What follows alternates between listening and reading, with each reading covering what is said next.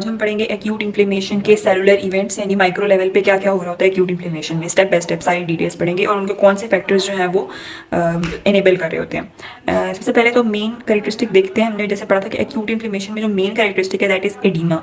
ठीक है, एडीमा में क्या होगा, ब्लड वेसल्स डायलेट हो जाएंगी और परमिएबिलिटी जो है वो बढ़ जाती है। ठीक है, जबकि क्रॉनिक इन्फ्लेमेशन में क्या होता है, फिब्रोसिस हो जाती है। एक्यूट इन्फ्लेमेशन हम कहते हैं 3 मेन स्टेप्स जो हैं वो होते हैं। सबसे पहला तो ब्लड वेसल्स की डायलेशन होगी, उसके बाद परमिएबिलिटी बढ़ेगी जिसकी वजह से फ्लूइड जो है वो ब्लड से निकलकर टिश्यू में आ जाएगा। ठीक है, और उसके बाद क्या होगा, ल्यूकोसाइट्स जो कि ब्लड में होंगे वो रिक्रूट किए जाएंगे कि वो टिश्यू में आके एंटर हो जाए और यहाँ पे आके इन्फ्लेमेशन करवाएं। ये सारे जो मेन तीनों इवेंट्स है ना, तीनों स्टेप्स, ये मेजरली हो रहे थे पोस्ट कैपिलरी वेन्यूल्स में। ठीक है, जो कैपिलरी के बाद आती है ना वेन्यूल्स, उनमें ये हो रहा था। क्यों? क्योंकि वेन्यूल्स की जो वॉल होती है ना वो थिन होती है। ठीक है, जब वो थिन होगी तो वहाँ से इजीली जो ब्लड सेल्स हैं या फिर ल्यूकोसाइट्स वगैरह हैं वो इजीली वहाँ से रिक्रूट होकर आ सकते हैं टिश्यू के अंदर। इसीलिए पोस्ट कैपिलरी वेन्यूल्स में ही अक्सर होते हैं ये तीनों स्टेप्स। अच्छा, सबसे पहले वेजोडाइलेशन जो है, वेजोडाइलेशन कौन करा रहा है? मेजरली तो ये मेनली तो है हिस्टामीन करा रहा है। ठीक है, ये तो आपने लाजमी याद रखना है कि हिस्टामीन जो है वो वेजोडाइलेशन कराएगा। इसके अलावा प्रोस्टाग्लैंडिन्स E1, E2 और D2 और प्रोस्टासाइक्लिन PGI2। ठीक है, प्रोस्टासाइक्लिन कहते हैं इसको, ये भी एक प्रोस्टाग्लैंडिन है। तो ये प्रोस्टाग्लैंडिन वेजोडाइलेशन करा रहा है और प्लेटलेट एक्टिवेटिंग फैक्टर जो है वो भी वेजोडाइलेशन करा रहा है। जब हम बाहर से देखते हैं एक्सटर्नली तो वेजोडाइलेशन कैसी नजर आती है, उसकी वजह से प्रोड्यूस होती है रेडनेस एंड वार्मथ, क्योंकि ब्लड वहाँ पे जमा हो गया, क्योंकि वो वेजोडाइलेशन हो गई है इसीलिए। ठीक है, अब सेकंड जो है वो है ब्लड वेजल्स की परमिएबिलिटी बढ़ जाना। ये कौन कौन कराता है? मेजरली ये भी हिस्टामीन ही कराती है। ठीक है, हिस्टामीन तो आपने याद रखने हैं। इसके अलावा ल्यूकोट्राइन्स, यहाँ पे क्या था प्रोस्टाग्लैंडिन, यहाँ पे क्या है leukotriene C4, D4 and E4। इसके अलावा ब्रेडिकाइनिन्स C3A एंड C5A जो है ये कॉम्प्लीमेंट सिस्टम के प्रोटीन्स फैक्टर्स हैं। ठीक है, C3A C5A और प्लेटलेट एक्टिवेटिंग फैक्टर, ये सारे ब्लड वेजल्स की परमिएबिलिटी को बढ़ा रहे होते हैं। होता क्या है कि एंडोथीलियल सेल्स है ना, ये हमारे पास ब्लड वेसल है, ये एंडोथीलियल सेल्स की बनी होती है। ठीक है, जब ये एंडोथीलियल सेल्स कॉन्ट्रैक्ट करेंगे तो इनके बीच में क्या होंगे, स्पेसेस बन जाएंगे। ठीक है, जब वो स्पेसेस बन जाएंगे इंटर एंडोथीलियल स्पेसेस, तो वहां से हम कहते हैं फ्लूइड भी जा सकता है, प्रोटीन्स भी जा सकते हैं और ब्लड वेसल्स भी, ब्लड सेल्स भी जा सकते हैं। हमें पता है नॉर्मली ब्लड सेल्स नहीं जाते होते ब्लड वेसल से बाहर, लेकिन जब स्पेसेस बन जाएंगे तो वहां से इतना वो बड़ा होगा कि वहां से ब्लड सेल्स भी निकल सकते हैं। फिर हम कहते हैं कि क्योंकि यहाँ से अब मोस्ट फ्लूइड तो लॉस हो गया ना, ठीक है, मोस्ट ऑफ द फ्लूइड जो है वो यहाँ से निकल गया, पीछे ज्यादा सारे रेड सेल्स बच जाएंगे। ठीक है, वो रेड सेल्स भी ज्यादा हो गए, ऊपर से इसकी वेजोडाइलेशन भी हो गई है। ठीक है, तो यहाँ पे ब्लड जो है वो रुक जाता है, ब्लड फ्लो भी स्लोअर हो जाता है। ठीक है, जिसको हम कहते हैं स्टेसिस, यानी ब्लड फ्लो स्लोअर हो जाता है और उससे जो विस्कोसिटी है ब्लड की वो ज्यादा हो जाती है। तो स्टेसिस को हम वेस्कुलर कंजेशन भी कहते हैं कि यहाँ पे जो है खून ऐसा लगता है जमा हुआ है, जिसकी वजह से ऊपर से एक्सटर्नली क्या होगी, लोकलाइज्ड रेडनेस फील होगी कि यहाँ पे एक रेडनेस है। ठीक है, स्टेसिस की वजह से। दूसरा हम कहते हैं कि अब ब्लड वेसल्स के बाहर टिश्यू में क्या हुआ है, एडीमा हुआ है। ठीक है, यहाँ पे क्या हुआ है, एडीमा हुआ है, क्योंकि यहाँ पे सारे फ्लूइड वगैरह जमा हुआ है। उस एडीमा के फ्लूइड को वापस ब्लड में भी तो लेके जाते हैं। कौन लेके जाते हैं? लिम्फ चैनल्स लेके जाते हैं। ठीक है, यहाँ से एक्स्ट्रा फ्लूइड को, टिश्यू स्पेसेस से एक्स्ट्रा फ्लूइड को ब्लड में कौन वापस लेके जाता है? Lymph channels. तो अब यहाँ पे फ्लूइड ज्यादा हुआ तो लिम्फ फ्लो भी जो है वो ज्यादा हो जाएगा। ठीक है, ये सारा एडीमा फ्लूइड को ड्रेन करने में हेल्प करेगा।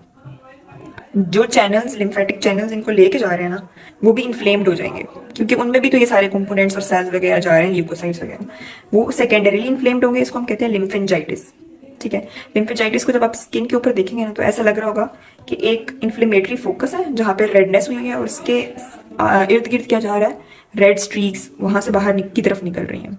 ठीक है, रेड स्ट्रीक्स आपको नजर आएंगी, जो कि बेसिकली क्या होते हैं, लिम्फ चैनल्स होते हैं, लिम्फेटिक्स होते हैं, जो कि इन्फ्लेम हुए होते हैं। लिम्फेटिक्स को लिम्फ चैनल्स कहते हैं। उसको हम कहते हैं लिम्फेंजाइटिस हो गया, इन्फ्लेमेशन की वजह से। दूसरा हम कहते हैं कि लिम्फ नोड्स जो इन्वॉल्व होते हैं, लिम्फ नोड्स भी इनलार्ज हो जाते हैं। ठीक है, और पेन हो जाता है। क्यों?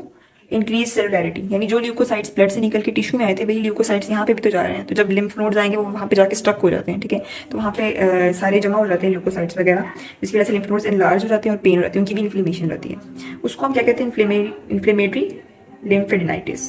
ठीक है, लिम्फ चैनल्स को लिम्फेंजाइटिस और लिम्फ नोड्स को लिम्फेडिनाइटिस। अच्छा, अब हम देखेंगे कि परमिएबिलिटी इंक्रीज होने की वजह से जो एडीमा होता है ना इन्फ्लेमेशन में, ठीक है, वो किस टाइप का होता है, ट्रांसुडेट या एक्सुडेट। हम कहते हैं बॉडी में एडिमा जो है वो ट्रांसुडेट भी हो सकता है और एक्सुडेट की वजह से भी हो सकता है, लेकिन जो इन्फ्लेमेशन, एक्यूट इन्फ्लेमेशन में स्पेशली एडिमा होता है, जो स्वेलिंग होती है, that is due to exudate. अब ट्रांसुडेट और एक्सुडेट में क्या डिफरेंस है? ट्रांसुडेट में इन्फ्लेमेशन का कोई प्रॉब्लम नहीं होता। इसमें ब्लड के अंदर जो कंपोजिशन होती है ना, ठीक है, ब्लड वेसल के अंदर जो ब्लड जा रहा होता है उसका ऑस्मोटिक या हाइड्रोस्टैटिक प्रेशर जो है ना इम्बैलेंस हो जाएगा। ठीक है, या तो हम कह रहे हैं कि हाइड्रोस्टैटिक प्रेशर ज़्यादा हो जाएगा, या तो प्रोटीन्स जो है वो कम हो जाएंगी, जिसकी वजह से जो फ्लूइड है वो ब्लड वेजल्स को छोड़ के तो टिश्यू में एंटर हो जाता है। तो इसमें हाइड्रोस्टैटिक इम्बैलेंस होता है अक्रॉस द वेजल वॉल। अच्छा, इसकी दो कंडीशंस होती हैं, या तो हाइड्रोस्टैटिक प्रेशर ज़्यादा हो जाएगा, ठीक है, हाइड्रोस्टैटिक प्रेशर मतलब यहाँ पे जो वेजल वॉल्स है ना उनके ऊपर फोर्स ज़्यादा लग रही है, ठीक है, जिसकी वजह से जो फ्लूइड है वो बाहर लीक हो रहा है। इसकी कंडीशंस कौन सी होती हैं? या तो कंजेस्टिव कार्डियक फेलियर हो। कंजेस्टिव कार्डियक फेलियर में क्या होता है कि जो हार्ट की पंपिंग एबिलिटी होती है ना वो वीक हो जाती है किसी भी वजह से, ठीक है। जब वो पंपिंग एबिलिटी उसकी वीक हो जाएगी तो वो ब्लड को इफेक्टिवली आगे बॉडी में नहीं ट्रांसफर कर सकेगा, ठीक है, जिसकी वजह से हम कहते हैं कि हार्ट में ब्लड जो है वो एक्यूमुलेट होना शुरू हो जाएगा। जब हार्ट में ब्लड एक्यूमुलेट होना शुरू हो जाएगा तो पीछे जो वेन्स हैं उसमें भी जो है वो ब्लड एक्यूमुलेट होना शुरू हो जाएगा, और वेन्स जो है उनमें प्रेशर ज़्यादा होगा, जिसकी वजह से हाइड्रोस्टैटिक प्रेशर ज़्यादा होगा, जिसकी वजह से हम कहते हैं वो एडीमा कॉज करेगा। फिर हम कहते हैं कि वीनस आउटफ्लो ऑब्स्ट्रक्शन, किसी भी वजह से टिश्यू में से वीनस आउटफ्लो जो है वो नहीं हो रहा, ठीक है, कोई ऑब्स्ट्रक्शन आ गई है, जो वेन्स जो है वो टिश्यू में से लेके नहीं जा पा रही, तो वहाँ पे भी हम कह रहे हैं क्या है, यहाँ पे भी सारा ब्लड जो है वो एक्यूमुलेट हो गया, जिसकी वजह से प्रेशर, हाइड्रोस्टैटिक प्रेशर जो है वो ज़्यादा हो जाएगा। दूसरा हम कहते हैं colloid osmotic pressure. Colloid osmotic pressure किसकी वजह से होता है? मेनली प्रोटीन्स की वजह से होता है, ठीक है। प्रोटीन्स ब्लड वेसल वॉल में ज़्यादा होंगी ना तो कोलॉइड ऑस्मोटिक प्रेशर ज़्यादा होगा, तो फ्लूइड लीक नहीं करेगा, वो ब्लड वेसल के अंदर ही रहेगा। लेकिन अगर प्रोटीन्स किसी भी तरह कम हो जाती हैं तो वाटर जो है वो टिश्यू के अंदर एंटर हो जाता है, ठीक है, प्रोटीन किसी भी तरह यहाँ पे ब्लड में कम हो जाए। कौन सी वजूहत हो सकती है प्रोटीन कम होने की? माल न्यूट्रिशन, ठीक है, लाइक प्रोटीन इनटेक ही नहीं हो रही। जब प्रोटीन इनटेक नहीं है तो ब्लड में प्रोटीन कम है। लिवर डिजीज में क्या होता है? प्रोटीन की सिंथेसिस नहीं हो रही, लिवर में होती है ना प्रोटीन की सिंथेसिस, प्रोटीन जो है वो प्लाज्मा, लिवर जो है वो प्लाज्मा प्रोटीन्स नहीं बना रहा।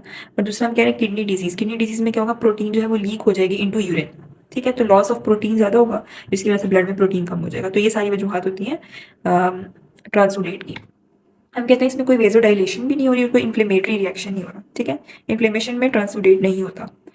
प्रोटीन कंटेंट लो, यहाँ पे टिश्यू की बात हो रही है, सिर्फ फ्लूइड जा रहा है, ठीक है, सिर्फ फ्लूइड जो है वो यहाँ से बाहर निकल रहा है, तो यहाँ पे प्रोटीन नहीं लीक हो रहे, सिर्फ फ्लूइड लीक हो रहा है। दूसरा हम कह रहे हैं कोई आरबीसीज और डब्ल्यूबीसीज भी जो है ज़्यादा लीक नहीं हो रहे। और सेलुलर डेब्रिस, सेलुलर डेब्रिस क्यों कहा हुआ है?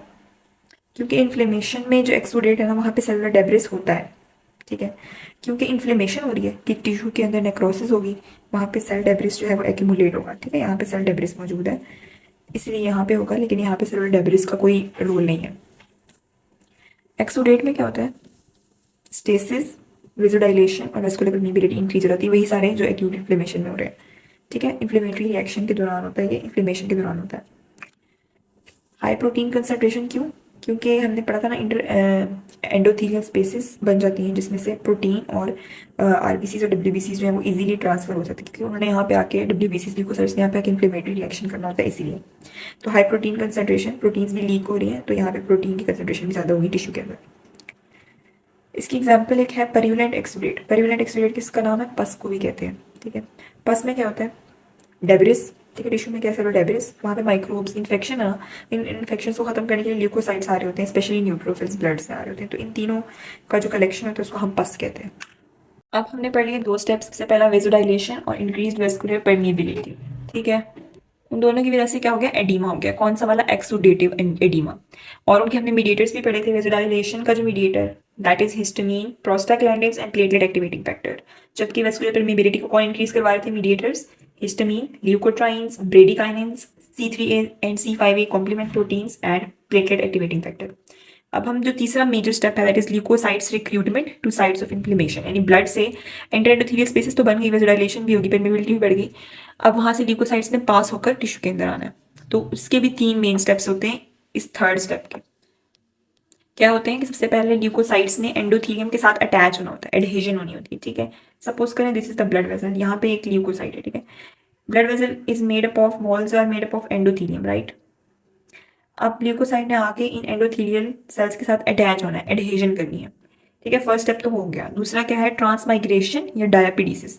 वो क्या होती है कि जो स्पेसेस होती है ना इंटरएंडोथेलियल, उनमें से ल्यूकोसाइट्स ने स्क्वीज होकर पास करना है टिश्यू के अंदर, that is called as transmigration या डायपिडीसिस।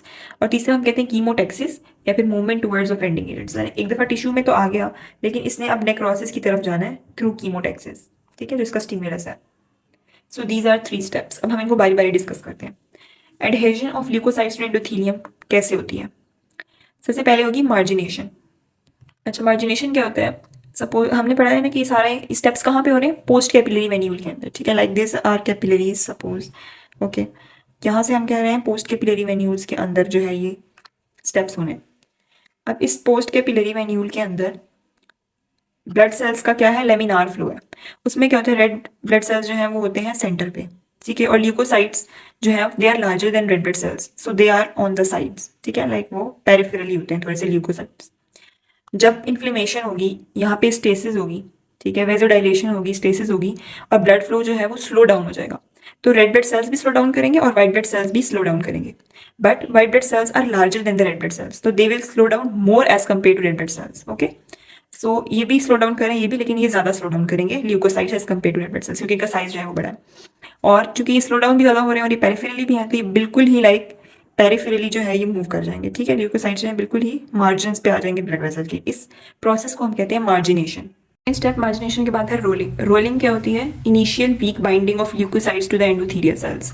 और वो किसकी वजह से होती है, सेलेक्टिन्स। सेलेक्टिन्स क्या है, दे आर एडहेजन मॉलिक्यूल्स जो कि इन्फ्लेमेशन के दौरान एंडोथेलियल सेल्स के ऊपर अपीयर होते हैं। नॉर्मली ये नहीं होते अपीयर, ठीक है, सिर्फ इन्फ्लेमेशन के दौरान अपीयर होते हैं सेलेक्टिन्स, एडहेजन मॉलिक्यूल्स। अब इनिशियल हम कहते हैं ल्यूकोसाइट्स जो है वो फॉर्मली बाइंड नहीं करते, बल्कि वीकली बाइंड करते हैं एंडोथेलियल सेल्स के साथ, और बाद में जो है वो फॉर्म बाइंडिंग होती है। अब जब वीक बाइंडिंग है, फिर सपोज करें कि यहाँ पे इसने जो है ये बाइंड हो गया, ठीक है, वीकली बाइंड हो गया, बट ये स्टेबल तो नहीं होगा ना, पीछे से ब्लड फ्लो आ रहा है, जो ब्लड फ्लो है वो इसको यहाँ से डिस्प्लेस कर देगा, because it is weekly attached. ठीक है, इसको यहाँ से डिस्प्लेस करेगा और डिटैच करेगा, डिटैच होकर ये आएगा और ये अगले रिसेप्टर के ऊपर बाइंड हो जाएगा।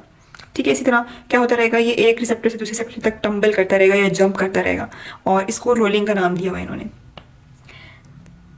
कुछ सेलेक्टिन्स हम कहते हैं एंडोथेलियल सेल्स के ऊपर शो होते हैं, और कुछ सेलेक्टिन्स हम कहते हैं ल्यूकोसाइट्स के ऊपर शो होते हैं। ठीक है, तो जो जिसके साथ वो बाइंड करेंगे ना, वो उनका लाइगेंड होगा। फॉर एग्जाम्पल, अगर पी सेलेक्टिन जो है वो एंडोथेलियल सेल के ऊपर शो हो रहा है, तो इसका लाइगेंड किसके ऊपर होगा, ऑफ कोर्स ल्यूकोसाइट के ऊपर होगा, जिसके साथ वो बाइंड कर सके। हम कहते हैं इनके जो लाइगेंड्स होते हैं ना, या तो वो ल्यूकोसाइट पे होगा या एंडोथेलियल सेल पे होगा, वो किस चीज़ के बने होते हैं, they are basically sialic acid containing oligosaccharides. ठीक है, ओलिगोसैकेराइड होते हैं जिनमें सियालिक एसिड होता है, and they are attached to glycoprotein backbone. Okay, अब हमारे पास कौन से सेलेक्टिन है, P selectin, E selectin and L selectin. Endothelial cells के ऊपर कौन से दो सेलेक्टिन होते हैं, P selectin and E selectin, जबकि एल सेलेक्टिन किसके ऊपर होता है, ल्यूकोसाइट के ऊपर। ठीक है, ये देखिए, ये एंडोथेलियल सेल है और ये हमारे पास ल्यूकोसाइट है। इसके ऊपर होंगे P selectin and E selectin, जबकि यहाँ पे होगा एल सेलेक्टिन। अगर यहाँ पे एल सेलेक्टिन है तो ल्यूकोसाइट के ऊपर क्या, एंडोथेलियल सेल्स के ऊपर क्या होना चाहिए, लाइगेंड फॉर एल सेलेक्टिन। ठीक है, जहाँ पे ये एल सेलेक्टिन आके बाइंड कर सके, तो एंडोथेलियल सेल्स के ऊपर क्या होगा, लाइगेंड फॉर एल सेलेक्टिन होगा। जैसे हमने देखा कि नॉर्मली ये सेलेक्टिन्स जो है एंडोथेलियल सेल्स के ऊपर प्रेजेंट नहीं होते, सिर्फ इन्फ्लेमेशन के वक्त आते हैं। इन्फ्लेमेशन के वक्त कौन सी चीज़ें जो इनको अपीयर करवाती हैं एंडोथेलियल सेल के ऊपर, पी सेलेक्टिन को करवाता है हिस्टामिन एंड थ्रोम्बिन। ठीक है, पहले कहाँ होता है पी सेलेक्टिन, पहले वो एंडोथेलियल सेल के अंदर कहाँ होता है, इंट्रासेलुलर मेम्ब्रेन बाउंड वेसिकल्स, जिनको वीबल पैलेट बॉडीज कहा जाता है। ठीक है, तो वो हम कहते हैं अंदर वीबल पैलेट बॉडीज में होता है। हिस्टामिन और थ्रोम्बिन क्या करते हैं, उसको सरफेस पे लेकर आ जाते हैं। और इसी तरह ई सेलेक्टिन और लाइगेंड फॉर एल सेलेक्टिन को कौन लेकर आता है, cytokines, interleukin 1 and tumour necrosis factor. ठीक है, दीज बोथ आर साइटोकाइंस। जब ये इन्फ्लेमेशन में ज्यादा होंगे तो ये दोनों चीजें भी जो है वो एंडोथेलियल सेल के ऊपर अपीयर हो जाएंगी। अब रोलिंग की वजह से क्या हुआ, ल्यूकोसाइट्स इतने स्लो डाउन हो सकेंगे कि वो इंटीग्रेंस को रिकॉग्नाइज कर सकें। ठीक है, ताकि वो फॉर्मली इंटीग्रेंस के साथ बाइंड कर सकें।